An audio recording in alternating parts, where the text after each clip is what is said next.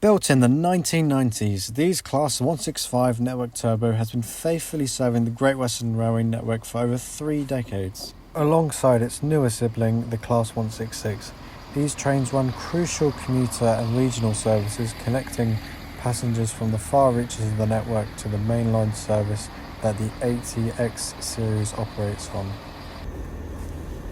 These units are typically formed of 2 or 3 car variants, and while they're aging, they're still a vital part of GWR's fleet.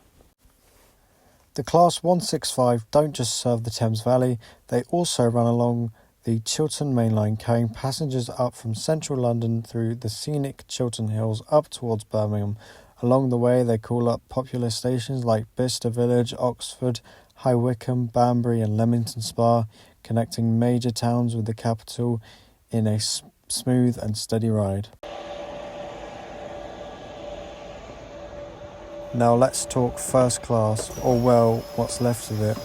Most first class sections in the Class 165-166 have been declassified. That means you're not paying a premium, but the branding is still there.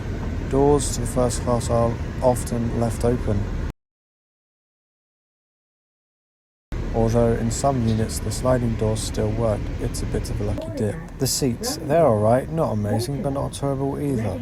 Honestly, they feel closer to the old HSD standard than in the supposedly superior ATX trains.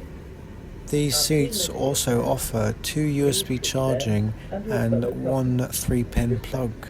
The biggest letdown is the lack of recline function. Bit of a shame for first class, but the general aesthetic makes up for it, sort of. You've got 16 first class seats total, arranged in a 2+2 formation across sets of 4. Older units sometimes lack tables altogether, while newer ones have proper full-size tables, including fold-up ones to gain access to the window seats.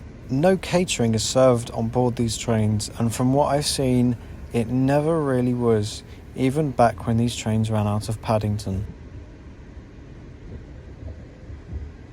As you see here, there is a covered up piece of plastic covering something.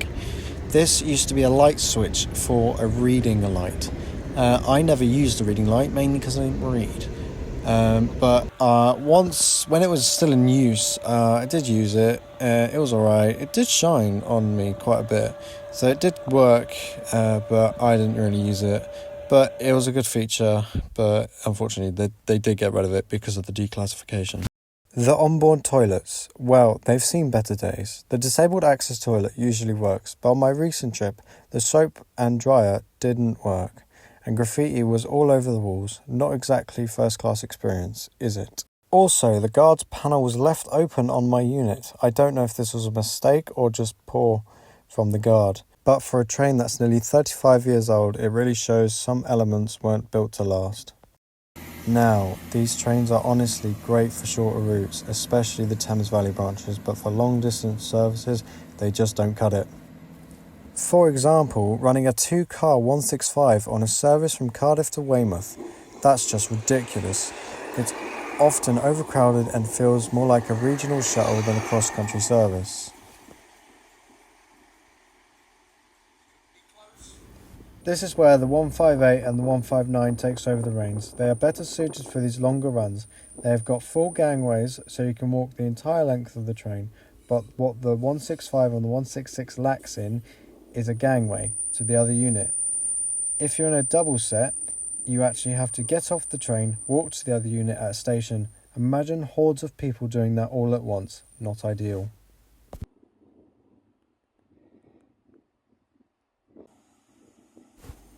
So, what do I think? First class on 165/166 is a decent for short trips, comfy enough, it gets the job done. But anything longer than an hour, I'd rather be on a 158 or even, I dare say it, a good ATX series. Thanks for watching. If you've ridden the Class 165 or 166, let me know what you thought in the comments. And if you guys would like a review of the Class 158 and the 159 series, make sure you hit that subscribe button. I'll see you next time.